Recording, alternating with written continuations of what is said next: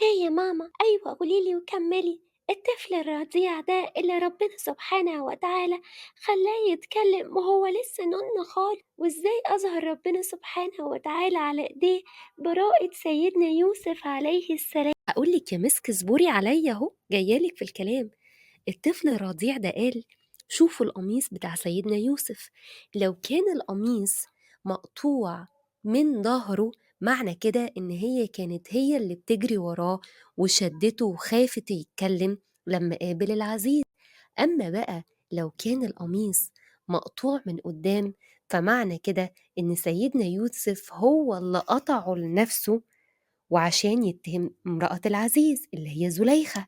سبحان الله، بالحيلة البسيطة دي يا مسك ربنا سبحانه وتعالى أظهر براءة سيدنا يوسف عليه السلام، وعرف عزيز مصر وقتها إن مراته هي اللي كدابة، وقال لها روحي استغفري لربك.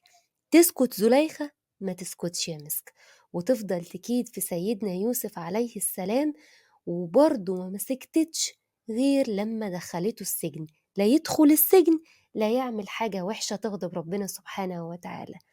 فسيدنا يوسف قال: السجن أحب إلي مما تدعونني إليه، اللي هي النساء اللي كانوا موجودين في القصر وقتها، لأن هم كانوا حابين سيدنا يوسف قوي عشان جميل، لدرجة إن هم لما كانوا بيشوفوه كانوا بيقطعوا إيديهم يا مسك وهم مش حاسين، وهم ماسكين البرتقال من شدة جمال سيدنا يوسف عليه السلام. وبعدين سيدنا يوسف دخل السجن. سيدنا يوسف يا مسك دخل السجن، وكان سيدنا يوسف ربنا سبحانه وتعالى اداله معجزة كمان غير الجمال، ان هو بيفسر الأحلام تفسير عظيم جدا. وكان وقتها المصريين في الوقت ده بيهتموا قوي قوي قوي بتفسير الأحلام. فلما دخل سيدنا يوسف السجن لقى معاه كان واحد شغال مع الملك، فحلم حلمين هو وصاحبه، ففسروا سيدنا يوسف فتحقق بالظبط. لما خرج الشخص اللي كان بيساعد الملك من السجن، ملك مصر وقتها حلم مفزع جدا. شاف الملك: إني أرى 7 بقرات سمان، 7 بقرات تخان، وال7 بقرات التخان دول عمال ياكل فيهم 7 بقرات تانيين بس رفيعين قوي. وشفت كمان 7 سنبلات خضر، وشفت كمان 7 سنبلات بس يابسات. فكل ما كان بيدعوا الناس المفسرين اللي أكبر المفسرين في مصر ما كانوش بيعرفوا يفسروا الرؤية دي، وكانوا بيقولوا إن دي مجرد أضغاث أحلام مش حاجة حقيقية يعني. لكن سيدنا يوسف عليه السلام كان بيعرف طبعا. فوقتها الشخص اللي كان صاحب سيدنا يوسف في السجن لما شاف الملك كده بيدور على حد يفسر له الرؤية دي قال: بس يوسف عليه السلام، يوسف الصديق هو أكتر واحد هيعرف يفسر لك يا ملك الحلم ده. الملك طبعا ما قدرش، قال له بسرعة احضر يوسف دلوقتي علشان يقدر يفسر لي الرؤية دي. ولكن سيدنا يوسف فسر الرؤية للشخص صاحبه اللي الملك بعته ليه.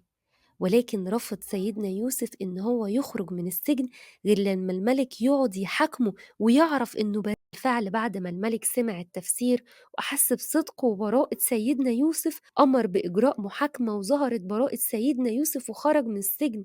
وبعدها تفتكري حصل إيه؟ حصل ايه يا ماما؟ حصل إن الملك عينه على خزائن الأرض، سيدنا يوسف بقى وزير المالية. انت متخيلة؟ طب قوليلي يا ماما، لما بقى وزير يا ترى اخواته عرفوا عنه حاجة؟ هقولك يا مسك، بعد ما سيدنا يوسف يا مسك بقى وزير المالية وقتها، اخوات سيدنا يوسف جم لمصر علشان ايه؟ عشان مصر وقتها كان فيها خير كتير وكان فيها زرع كتير، فعشان ياخدوا الأكل بتاعهم. سيدنا يوسف وقتها كان كبر وهم ما شافوهوش بقاله سنين طويلة، كتير من العلماء قالوا 40 سنة. ولما شافهم سيدنا يوسف هو عرفهم لكن هم ما عرفوهوش. بس وقتها سيدنا يوسف استغرب إن أخوه اللي من أمه وأبوه الوحيد مش موجود معاهم، فقال لهم: أنا مش هديكوا الطعام بتاعكوا غير لما تجيبولي الأخ ال11 بتاعكم، لإلا مش هديكوا حاجة. راحوا فعلا وقتها أرض كنعان اللي هي كانت في فلسطين، وجابوا أخو سيدنا يوسف. ولما شافوا سيدنا يوسف قال له: أنا يوسف أخوك، وتعرفوا على بعض وكان لقاء حميم قوي قوي يا مسك. وبعد كده سيدنا يوسف عمل حيلة علشان يبين إن أخوه اللي شقيقه ده سرق، طب ليه يا ماما؟ علشان يقدر يقعد أخوه الصغير معاه، وهم بقية الإخوات يروحوا إيه؟ يروحوا أرض كنعان يجيبوا سيدنا يعقوب.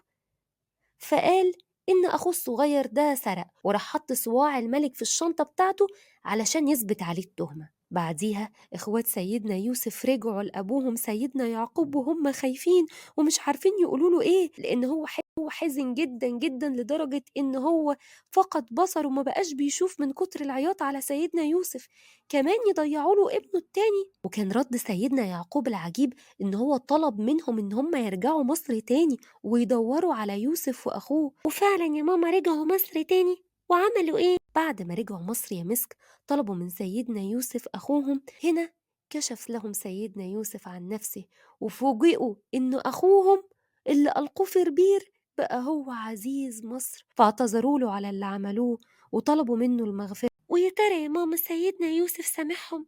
سامحهم يا مسك. طب وابوه سيدنا يعقوب حصل له ايه؟